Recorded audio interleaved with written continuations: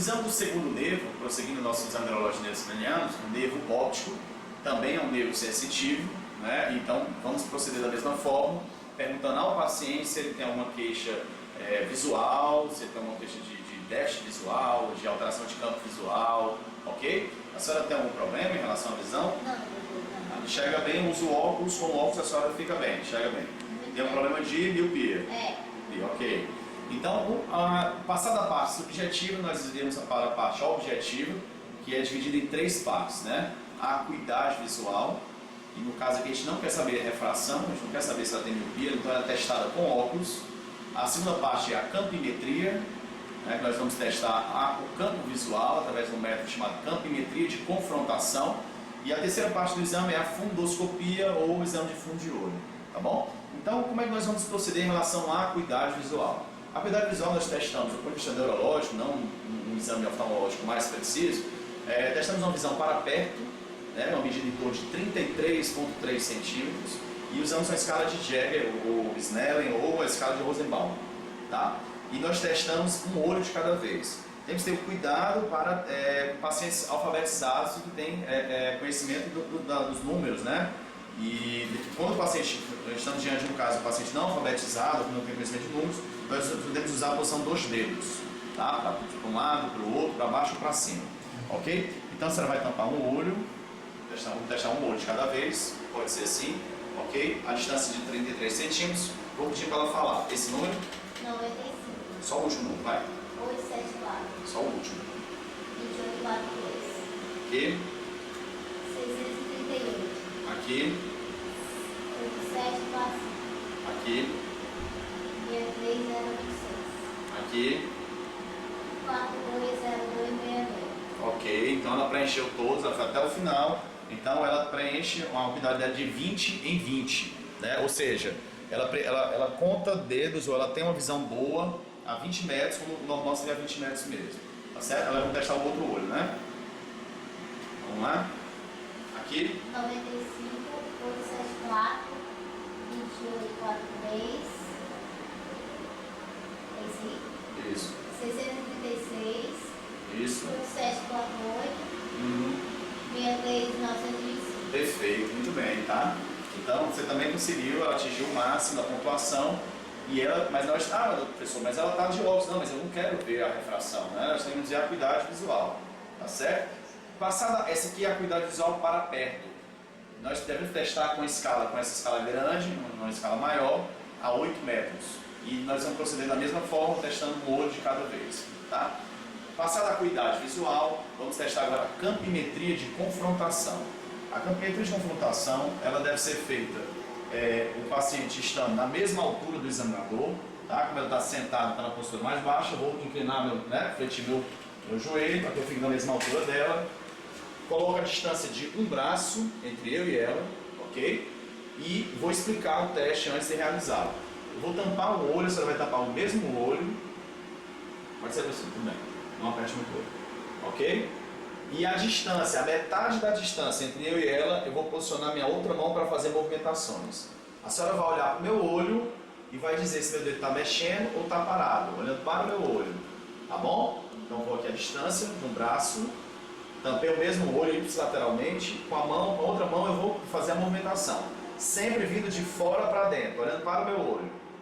A partir do momento que eu enxergar o meu dedo, eu começo a perguntar para ela, está mexendo ou está parado? E aqui? Parado. Aqui? Tá mexendo. Aqui? Tá mexendo. Isso. E aqui? Parado. Perfeito. Aqui? Mexendo. Aqui? Parado. Aqui? Parado. Ok, continua. Aí vou fazer a parte nasal. Eu continuo, só troquei a mão, mas tampei o mesmo olho. Olha para meu olho. Aqui? Mexendo. Aqui? Parado. Aqui? Parado. Muito bem. Vamos lá para o olho agora. Perfeito. Então, distância de um braço e minha outra mão vai ficar na distância média entre eu e a paciente. A partir do momento que eu vejo meu dedo, eu começo a perguntar. Mexendo. Parado.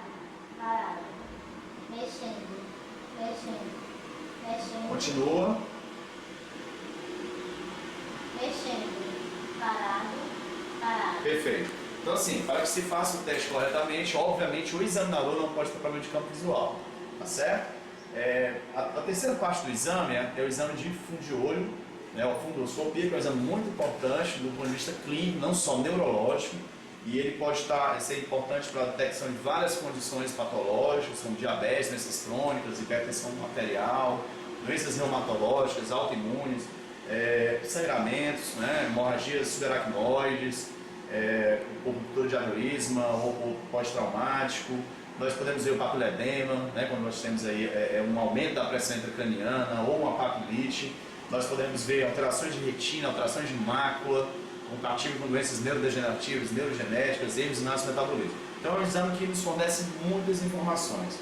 Ele deve ser feito com oftalmoscópio, né? E prosseguindo com o exame da fundoscopia, nós vamos usar o aparelho oftalmoscópio, ok?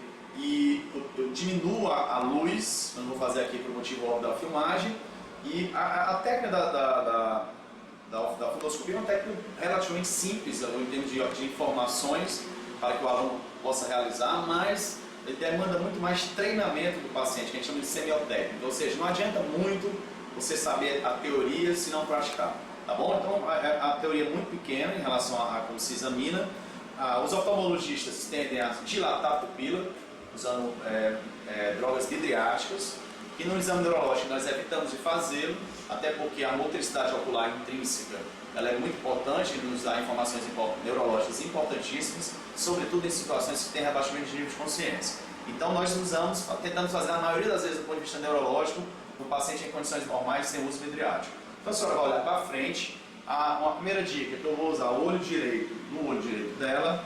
Eu posso regular o grau da lente do meu oftalmoscópio com o meu grau de refração, então se eu uso óculos, eu posso usar com óculos, e aí eu usaria o grau 0, ou eu tentaria procurar qual seria o ajuste ideal para o meu déficit de refração. Eu posso fazer isso testando com o relógio, né, e procurando aqui qual seria a melhor lente para mim. Tá? Passada essa fase do ajuste da lente, uma coisa importante é que eu tenho que colar o oftalmoscópio no meu olho.